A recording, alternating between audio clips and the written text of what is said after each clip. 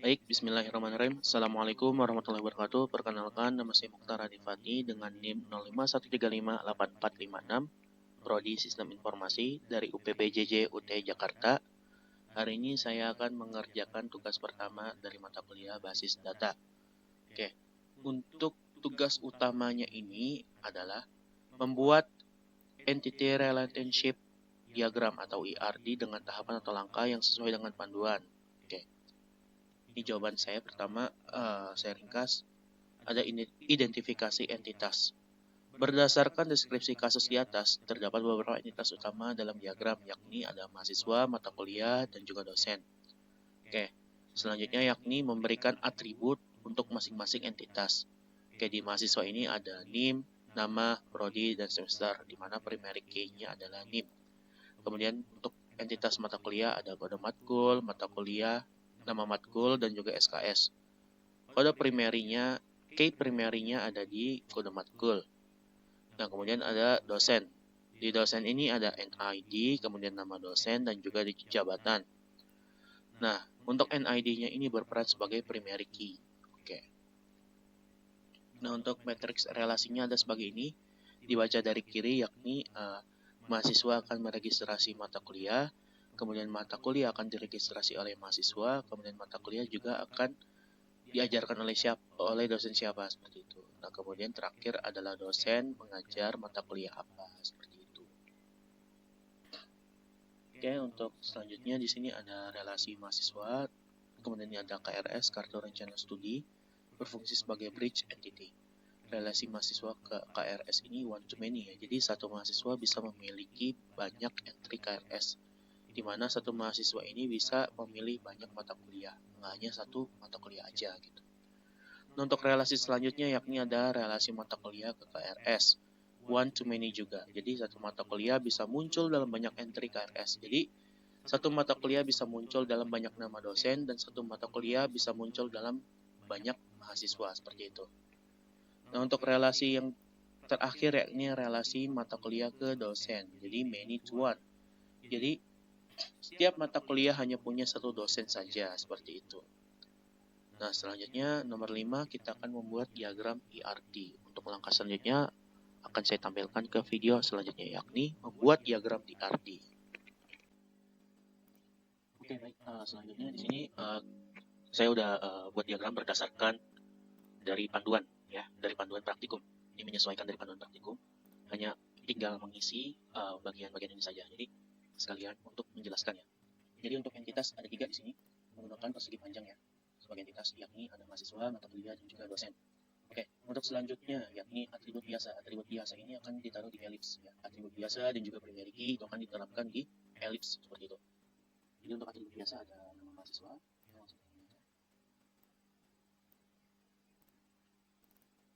nama mahasiswa,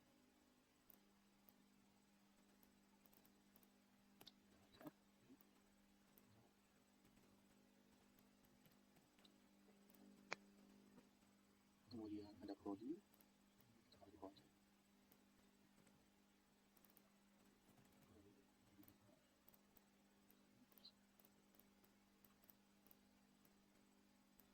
ya, kemudian ada nama dosen dan juga jabatan. Nama kemudian underscore NK, kemudian ini ada SKS.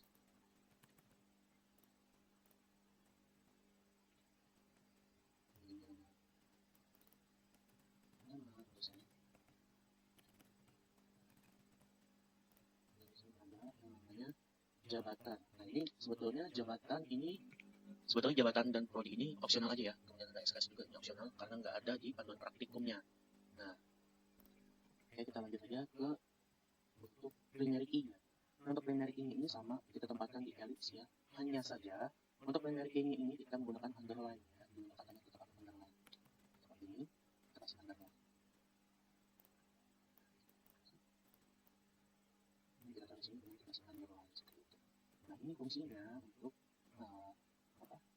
sebagai kunci utama agar bisa masuk ke tahap selanjutnya, masuk ke relasi kata yang lain seperti itu. Untuk mata kuliah ada yang namanya kode NK.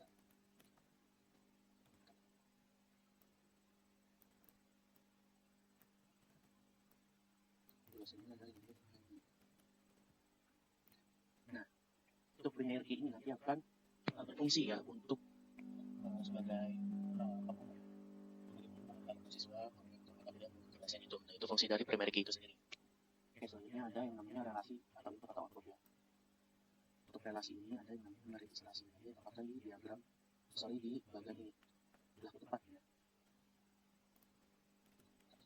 Registrasi. Selanjutnya kita kasih 14.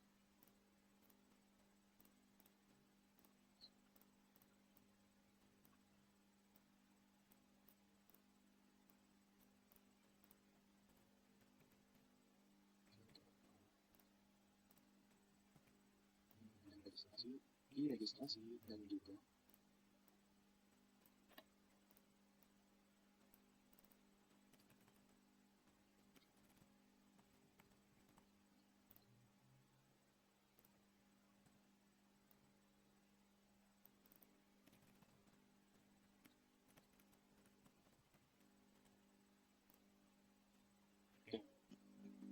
Oke, baik.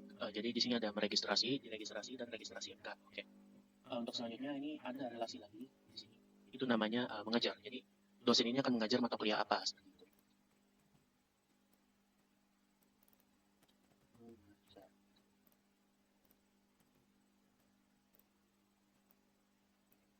Oke, baik.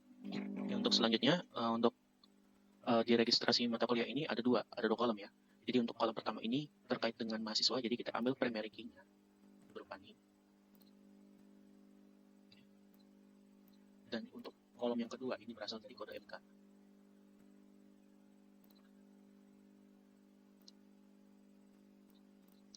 Oke. Jadi untuk membaca IRD ini dari sebelah kiri ya. Jadi ketika mahasiswa ingin meregistrasi mata kuliah, maka mahasiswa akan melewati kolom registrasi, kemudian akan dilangsungkan ke registrasi mata kuliah.